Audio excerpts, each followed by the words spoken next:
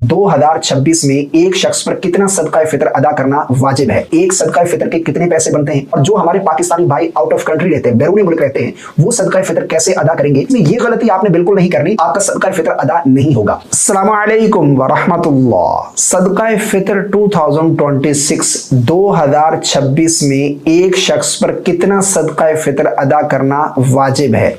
अगर रकम के एतबार से अदा करना चाहें तो एक सदका फितर के कितने पैसे बनते हैं? अगर अजनास के एतबार से अदा करना चाहें तो इसकी शरई मिक़दार कितनी है? सदका फितर किन लोगों पर अदा करना वाजिब है? सदका फितर किन लोगों को दे सकते हैं? जिन लोगों ने रमज़ान के रोज़े नहीं रखे, तरावीह नहीं पढ़ी, क्या उन पर भी सदका फितर अदा करना वाजिब है? सदका फितर अदा करने का अफजल वक्त कौन सा है? और जो हमारे पाकिस्तानी भाई आउट ऑफ कंट्री रहते हैं, बैरून मुल्क रहते हैं, वो सदका फितर कैसे अदा करेंगे? ये वो तमाम मसाइल हैं जो आज की इसी एक ही वीडियो में मैं आप लोगों के साथ शेयर करने जा रहा हूं। मुझे उम्मीद है अगर आप ये वीडियो मुकम्मल देख लेते हैं तो इंशाअल्लाह अज़्ज़ा वजल सदका फितर को लेकर आपके माइंड में किसी किस्म का कोई सवाल बाकी नहीं रहेगा। मैं बिल्कुल सिंपल वे में, आसान अंदाज में आप लोगों को ये तमाम मसाइल समझाने जा रहा हूं। आपने इस वीडियो को मुकम्मल वॉच करना है। नबी करीम सल्लल्लाहु अलैहि वसल्लम का फरमान है जिसका मफहूम है कि जो लोग सदका फितर अदा नहीं करते उनके रोजे जमीन और आसमान के दरमियान मुअल्लक रहते हैं, इसलिए सदका फितर हमें अदा करना चाहिए। अब सबसे पहला सवाल, सदका फितर किन लोगों पर अदा करना वाजिब है? तो मैं बिल्कुल आसान अल्फाज में इसका जवाब दूं, हर उस आज़ाद मुसलमान पर सदका फितर अदा करना वाजिब है जो मालिक निसाब है। सदका फितर किन लोगों को दे सकते हैं, किन लोगों को सदका फितर दिया जा सकता है? तो जवाब इसका यह है कि जो मुस्तहिक ज़कात हैं, जिनको ज़कात देना जायज़ है, उन्हें हम सदका फितर भी दे सकते हैं। याद रखिएगा, अगर आपने किसी ऐसे शख्स को सदका फितर दिया जो मुस्तहिक ज़कात नहीं था तो आपका सदका फितर अदा नहीं होगा। अब अगला सवाल कि सदका फितर किस वक़्त अदा करना अफजल है? इसका अफजल वक्त कौन सा है? तो जवाब इसका यह है कि ईद वाले दिन सुबह सादिक होने के बाद ईद की नमाज अदा करने से पहले सदका फितर अदा करना ये अफजल है, ये इसका अफजल वक्त है। लेकिन अगर इससे पहले भी कोई अदा कर देता है रमज़ान में तो उसका सदका फितर अदा हो जाएगा।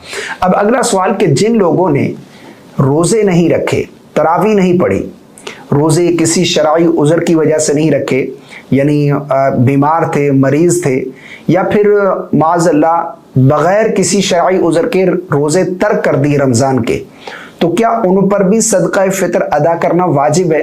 तो जवाब इसका ये है कि जी हाँ, जिन लोगों ने रोज़े नहीं रखे या फिर तरावी नहीं पढ़ी उन पर भी सदका फितर अदा करना ये वाजिब है।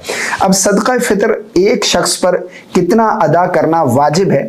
अगर अजनास के एतबार से अदा करना चाहें, गंदम, खजूर, जौ, तो एक शख्स पर कितना सदका फितर बनता है, इसकी शरई मिक़दार कितनी है?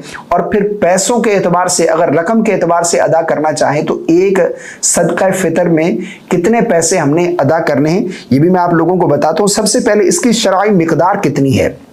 अगर गंदम या इसका आटा, इस एतबार से अगर आप अदा करना चाहते हैं तो निस्फ सा, अगर किलोग्राम में देखा जाए तो ये निस्फ सा जो है ये 1 किलो 920 ग्राम बनता है, यानी 2 किलो से 80 ग्राम कम 2 किलो से, और मोहतात अंदाज में 2 किलो ही लगा लें, ठीक है ना। अगर गंदम या उसका आटा इस एतबार से सदका फितर अदा करना चाहते हैं तो निस्फ सा यानी 1 किलो 920 ग्राम।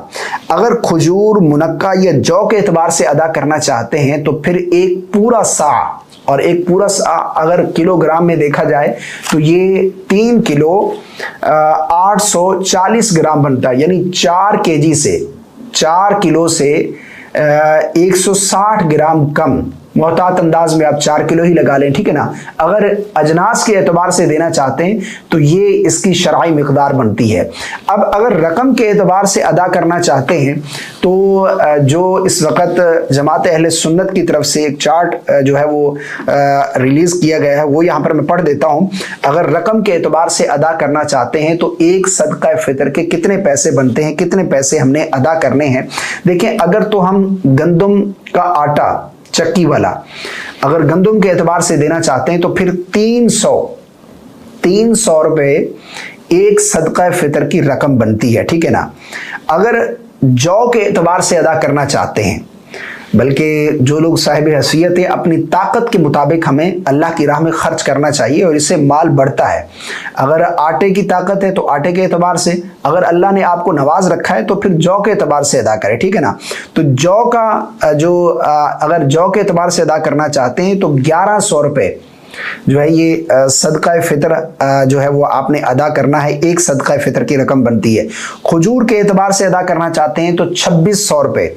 अगर अजवा खजूर देना चाहते हैं, अल्लाह ने आपको माल से नवाजा है तो जितना अल्लाह ने आपको दिया है उसी तरह अल्लाह की राह में खर्च करना चाहिए। अगर अजवा खजूर के एतबार से सदका फितर अदा करना चाहते हैं तो 19,200 रुपये जो अच्छे वाली खजूर है, इस एतबार से आप खजूर सदका फितर अदा करेंगे।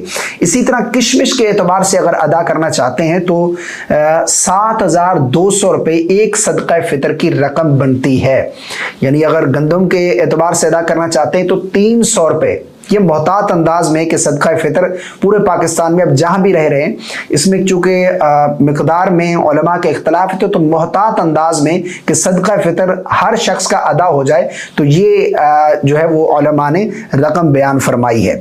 अब एक सवाल कि जो हमारे भाई बैरून मुल्क रहते हैं, आउट ऑफ कंट्री रहते हैं पाकिस्तानी, वो सदका फितर कैसे अदा करेंगे। अगर वो सदका फितर जो है वो पाकिस्तान में अदा करना चाहें, पाकिस्तान में देना चाहें तो सदका फितर अदा हो जाएगा।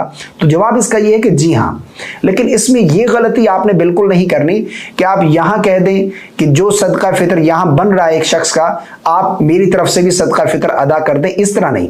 बल्कि जहां आप रहते हैं, जिस सिटी में आप रहते हैं, जिस कंट्री में आप रहते हैं, वहां पर इन चीजों की क्या कीमत बनती है। यानी खजूर, अगर खजूर के एतबार से देना चाहें तो वहां पर 4 किलो खजूर की कितनी कीमत है, वो आप कीमत पाकिस्तान में किसी को भेज सकते हैं, आपका सदका फितर अदा हो जाएगा। गंदम के एतबार से अदा करना चाहते हैं तो 2 किलो आटा जिस कंट्री में आप रहते हैं, जिस सिटी में रहते हैं, इसकी क्या कीमत है, वो पैसे आप पाकिस्तान में किसी को, किसी हकदार को देना चाहते हैं, तो इस तरह आपका सदका फितर अदा हो जाएगा।